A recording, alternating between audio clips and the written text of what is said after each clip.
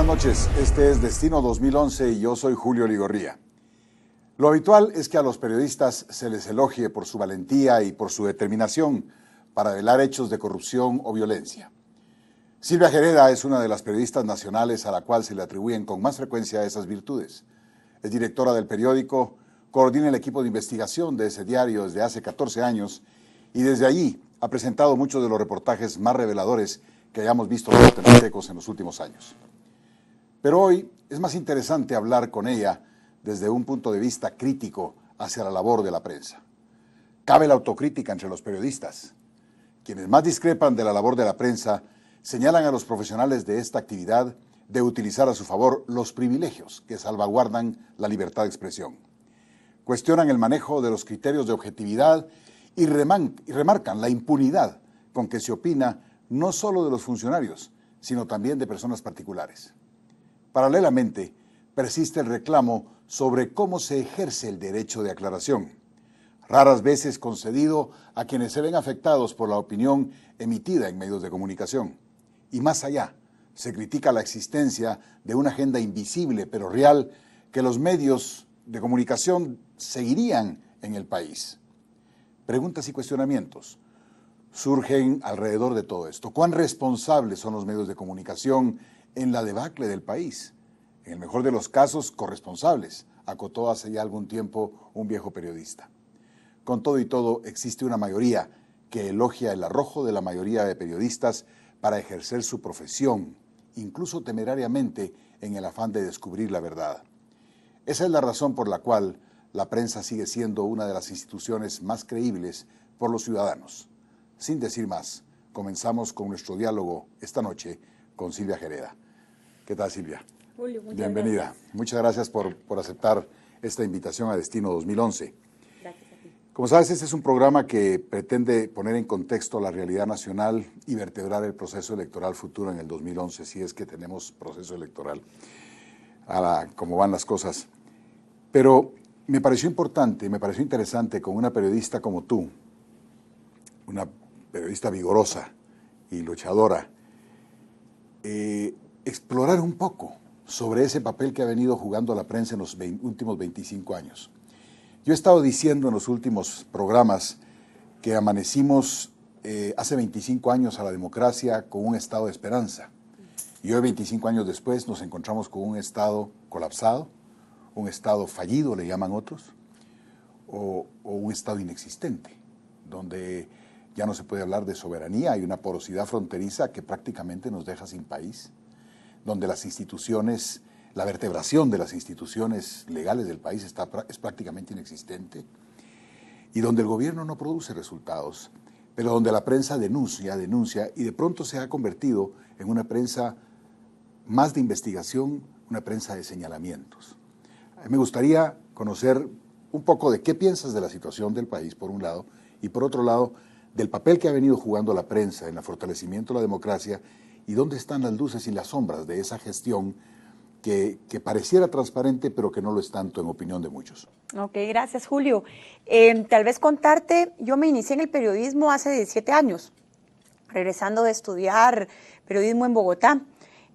Cuando yo vine a Guatemala a inicios de los años 90, atravesábamos por realmente una crisis adentro de los medios de comunicación. Se venía saliendo de la Guerra Fría, donde más de 80 periodistas habían sido asesinados, cientos más se habían ido al exilio.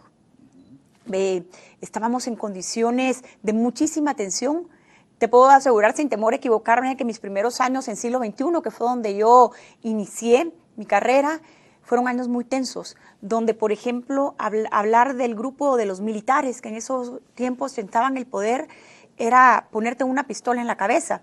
Se comenzaban a abrir las primeras plumas de los sectores de la izquierda o exguerrilleros que públicamente comenzaban a salir, y hubo una apertura democrática muy interesante en los años 90 con los medios de comunicación.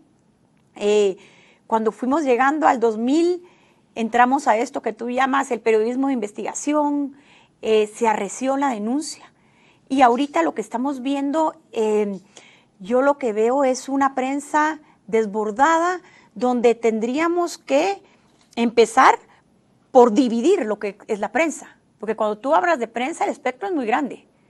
Por ejemplo, tienes la prensa de lo que han sido los canales tradicionales de televisión, que han jugado un rol muy nefasto en la historia del país.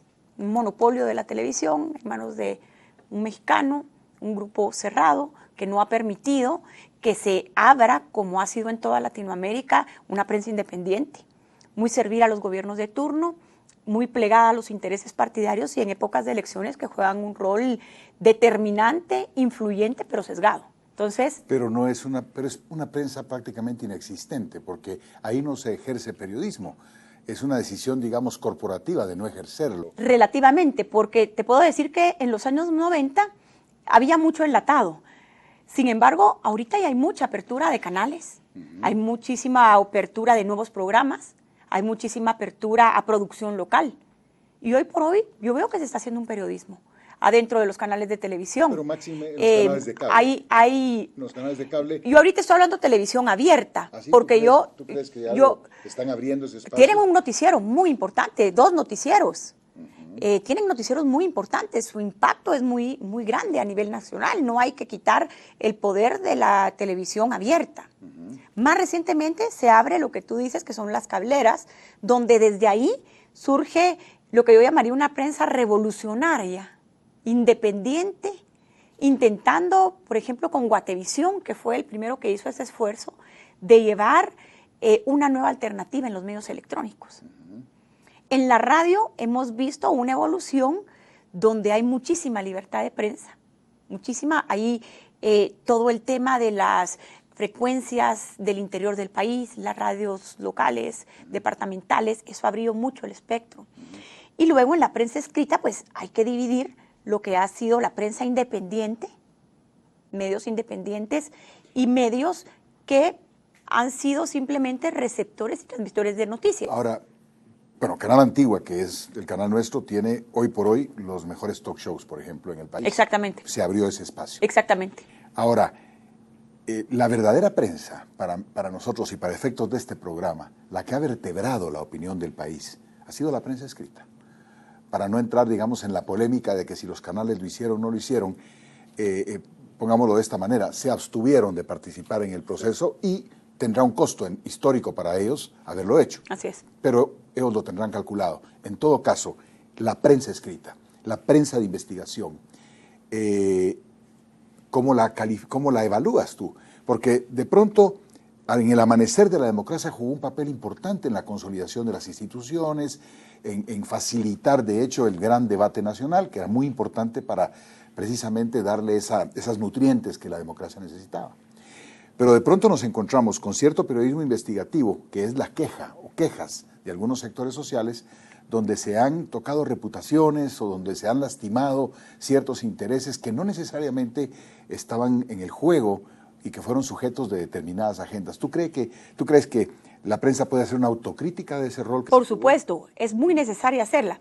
Cuando se habla de prensa de investigación, y aquí con mucha humildad lo quiero decir, el único periódico que realmente tiene un equipo de investigación es el Diario El Periódico, del cual yo soy directora. En los otros medios de comunicación lo que hay es muchos reporteros recibiendo información, pero realmente no hay un equipo concentrado ni capacitado para hacer investigación. Entonces, cuando se habla de periodismo e investigación, creo que el periódico había abierto una brecha importante. Creo que se han logrado ventilar temas que 10 o 15 años atrás permanecieran ocultos. Se ha abierto una agenda totalmente oculto con las bondades y méritos que puede tener y también con muchos errores. Bueno, vamos a regresar con el tema de errores porque me están llamando la atención con el tiempo. Creo que tenemos mucho sobre la mesa y me parece muy interesante. Volvemos en un segundo con Silvia Herrera en Destino 2011, después del corte.